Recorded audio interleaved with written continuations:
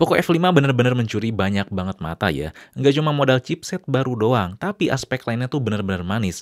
Makanya di video reviewnya cukup dapat penilaian yang baik ya dari saya.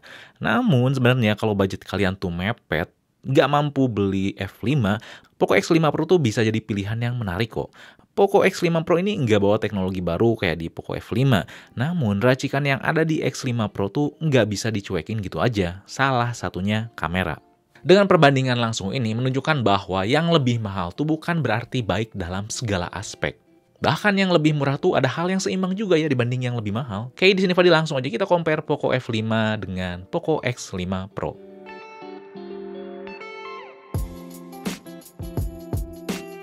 Yang pertama kita bicara masalah desain dulu. Nah, untuk sektor look, jujur saya lebih suka Poco X5 Pro. Apalagi warna kuningnya ini.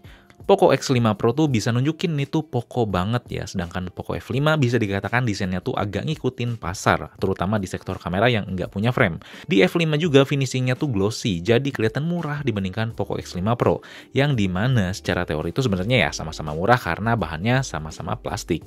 Tapi untungnya keduanya tuh sama-sama punya rating IP53. Sama-sama punya infrared, punya jack 3,5 mm, punya juga X-axis linear yang getarannya nyaman, sidik jarinya juga sama ya di tombol power dan kompak juga, sama-sama nggak punya slot microSD. Namun untuk urusan ergonomi sebenarnya lebih nyaman Poco F5 ya. Karena si bagian belakangnya tuh dia melengkung di sisinya, nggak kaku kayak di X5 Pro yang serba flat. Lalu yang kedua adalah sektor layar. Lagi-lagi untuk masalah look, di sini saya cukup suka Poco F5 ya, karena si dagunya tuh cukup tipis, mantep ya, dan secara kualitas pun lebih baik. Pertama dia udah tersertifikasi cahaya birunya yang rendah ya, yang artinya nggak terlalu bikin cepet capek mata. Selain itu warnanya juga lebih kaya. Kalau X5 Pro tuh punya 1 miliar, nah si Poco F5 punya 68 miliar warna. Secara penilaian praktik langsung, sebenarnya pas lihat layar Poco X5 Pro tuh nggak jadi burik ya, tetap oke kok. Karena kan mereka sama-sama punya keakuratan warna yang tinggi dan luas. DCI-P3-nya tuh sama-sama 100%. Nah, ini dia yang pengen saya bahas ya. Jadi di video sebelumnya banyak yang bilang ya bahwa kedua layar ini tuh punya kualitas warna yang kusem. Sebenarnya bukan kusem ya, tapi ini tuh akurat ya. Color gamutnya tuh luas. Jadi yang bilang kusem sebenarnya mereka tuh nggak paham masalah color gamut sih. Biasanya yang bilang kusem tuh terbiasa dengan layar AMOLED yang saturasi warnanya tuh serba tinggi, serba ngegonjreng gitu. Yang dimana yang serba ngegonjreng itu tuh nggak akurat warnanya. Jadi sebenarnya nggak salah ya kalau misalkan kalian tuh lebih suka layar AMOLED yang ngegonjreng, yang saturasinya tinggi itu tuh nggak salah. Yang salah tuh ya tadi, bilang warnanya kusem tapi nggak paham masalah keakuratan atau color gamut. Oke, dan keduanya tuh udah oke, karena udah dukung HDR10+ sama dukung Dolby Vision. Keduanya juga sama-sama udah di backup dengan speaker stereo yang menurut penilaian telinga saya bukan yang terbaik. Biasa aja lah, tapi oke.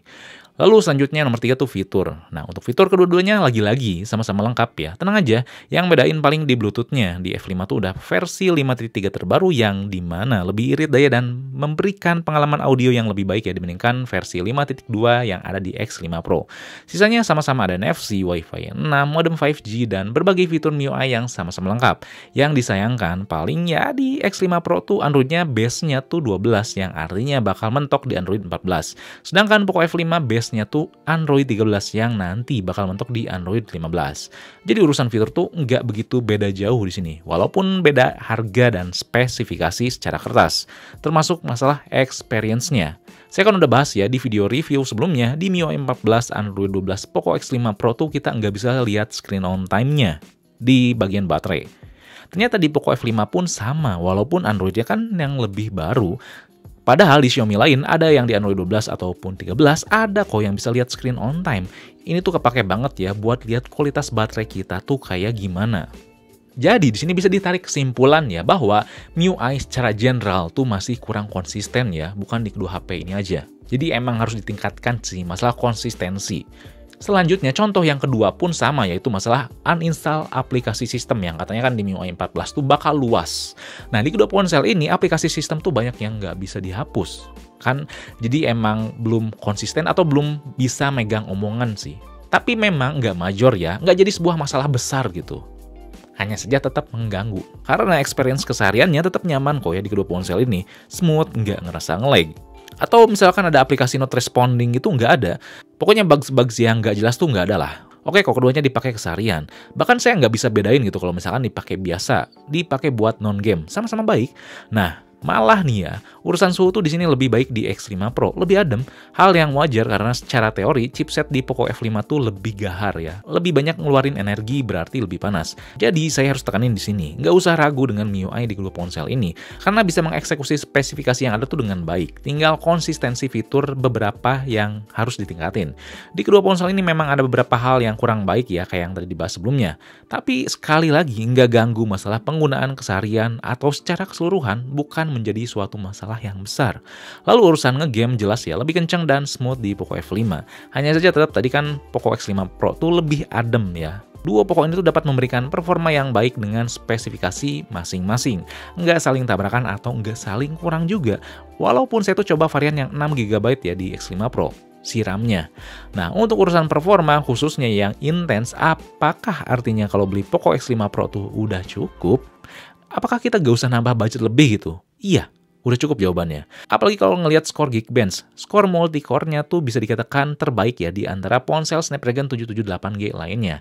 Tapi kalau kalian tuh lebih pengen future-proof, optimasi secara software tuh lebih baik ya, Poco F5 jawabannya. Bisa dilihat di satu contoh aspek ya, walau ini chipset baru banget, tapi di awal tuh si PUBG udah ada settingan 90 FPS, yang dimana ponsel-ponsel lain yang pakai chipset baru tuh jarang yang bisa langsung optimal kayak gini.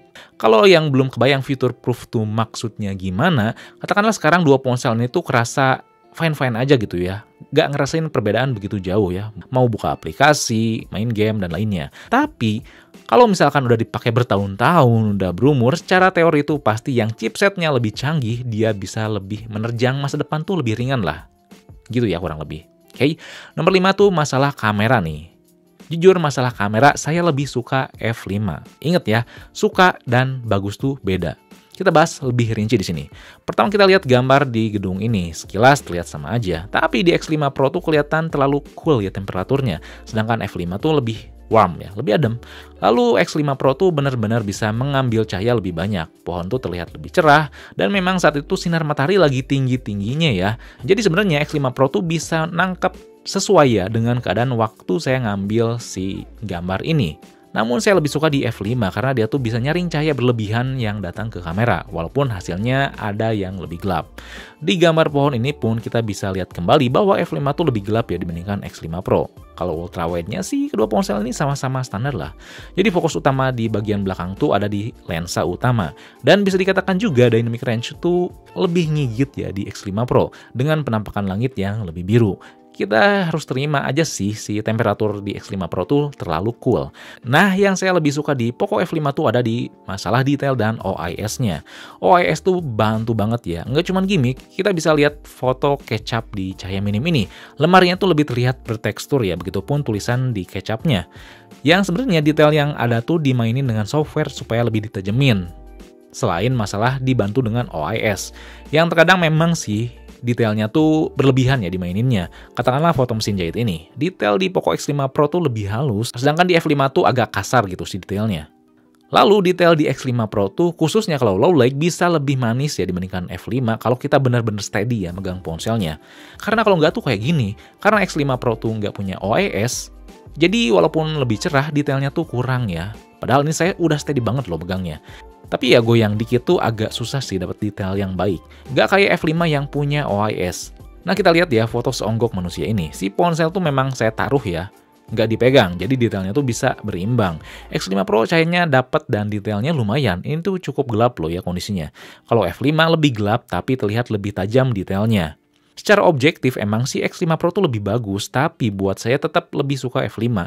Karena lebih dinamis gitu ya gambarnya. Ingat ya ini kata saya, kalau misalkan ada foto yang di kondisi serba gelap tapi menjadi serba cerah, terkadang agak jadi flat sih sensasinya gitu, feel-nya. Tapi kalau misalkan lebih kelihatan mana yang gelap dan mana yang terang, dengan komposisi yang enggak saling balapan atau tabrakan, itu tuh kerasa lebih hidup, kerasa lebih dinamis gitu kelihatannya. Jadi saya bisa lebih suka yang F5 walaupun beberapa aspek tuh lebih gelap kelihatannya. Ingat ya, ini tuh preferensi pribadi banget. Walaupun saya suka F5, tapi gak bisa dipungkiri si X5 Pro tuh bisa dikatakan lebih bagus. Kalau aja di X5 Pro tuh di softwarenya lebih pandai ya dalam meminimalisir guncangan tanpa OIS, pilihan saya bisa jatuh ke X5 Pro. Karena selama pakai itu lebih mudah si F5 sih. Selain punya OIS, si pemakaian kamera tuh lebih snappy, lebih cepat pas diklik. Sedangkan Poco X5 Pro tuh selalu ada jeda ya, di prosesnya tuh kurang gercep. Jadi kalau kalian beli X5 Pro suka fotografi, itu tuh pilihan yang tepat. Asal bisa steady banget sih pegangnya kalau di kondisi kurang cahaya. Kalau urusan kamera depan, kedua ponsel ini bukan yang terbaik sih, biasa aja. Saya gak akan bahas panjang lebar, tapi overall lebih bagus dan suka di X5 Pro ya, nggak over processing, dan kalau low light juga lebih terang. Nah, untuk urusan video, Poco X5 Pro tuh juaranya, suka dan bagus di X5 Pro. Pencahayaan tuh lebih oke tentu ya, perpindahan fokus sama kayak F5, dan keseimbangan di video 4K pun sama baiknya. Dynamic range pun lebih ngigit ya dengan hasil langit yang lebih biru. Good job. Kalau video depan pun si Dynamic range X5 Pro tuh lebih menang. Saya cuman suka tone warna kulit kamera depan di F5 sih, selebihnya X5 Pro tuh hebat. Termasuk kalau kita upload video di Instagram. Keduanya emang bisa upload IG Reels 1080p kayak di video TikTok. Namun untuk upload story dengan kondisi sinyal yang sama, di F5 tuh lebih sering dapat 720p. Hal itu menandakan software untuk kamera yang diintegrasikan ke aplikasi tersebut tuh lebih konsisten di X5 Pro. Buat lihat hasilnya gimana, kalian bisa langsung follow dan lihat di Instagram IniFixMe ya.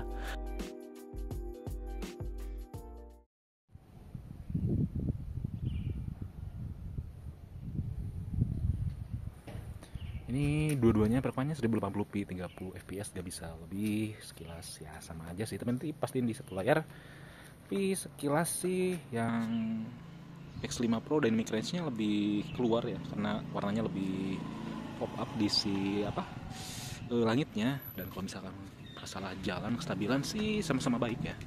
Oke, keduanya sama-sama bagus tapi gak wah banget ya di kelas 3 sampai 4 jutaan. Oke, tapi sih sekilas saya emang lebih suka si X5 Pro sih. Oke, kalian bisa komen di bawah lebih suka yang mana, termasuk sih suaranya. So, kalau kalian tuh prefer banget performa, budget mepet 3 jutaan, langsung aja sikat Poco X5 Pro dengan varian 6GB. Itu tuh nggak masalah, benar-benar layak ya. Nggak akan rugi walaupun kalian nggak beli Poco F5. Apalagi urusan kamera secara umum tuh lebih bagus. Minusnya yang kerasa banget ya OIS-nya. Kudu steady banget lah kalau low light. Di sini Poco tuh ngasih marginnya cukup bagus ya, nggak saling senggol. Apalagi kita dapat bonus sebuah desain yang ikonik dari Poco. Dan Poco X5 Pro bisa nunjukin bahwa Poco F5 yang lebih mahal tuh bukan berarti lebih bagus setiap hal. Lalu kalian tuh nggak usah maksa ya beli X5 Pro yang 256GB. Yang ada di kisaran 4 jutaan. Kalau kalian sabar banget pengen nabung lebih, punya budget segitu, mending Poco F5 aja ya. Bisa memberikan sebuah spesifikasi dan performa yang lebih future-proof. Cara teori juga lebih kencang. Kamera utamanya pakai sensor OmniVision, tapi nggak nyenggol X5 Pro, 12 Lite, dan Note 12 Pro 5G. Yang dimana hasilnya nggak jadi burik, tapi tetap solid ya, apalagi punya OIS. Hanya saja kalian harus terima ya, suhunya tuh kurang baik dibandingkan X5 Pro, dan masalah desainnya kurang ngigit sih dibanding X5 Pro ya. Dan sekali lagi jangan maksain beli Poco X5 Pro yang 256GB yang diharganya itu 4 jutaan. Kalau memang prefer kalian tuh kamera dan ada budget 4 jutaan, mending Redmi Note 12 Pro 5G atau Xiaomi 12 Lite aja. Oke, jadi sekian aja ya komparasi video antara kedua ponsel ini. Kalau misalkan ada yang ingin ditanyakan, kalian bisa tulis komen di bawah. Dan jangan lupa juga buat like, share, subscribe FixMe. Lalu nyalain lonceng notifikasinya biar gak ketinggalan video atau compare berikutnya. Oke, di sini Fadil. Peace out.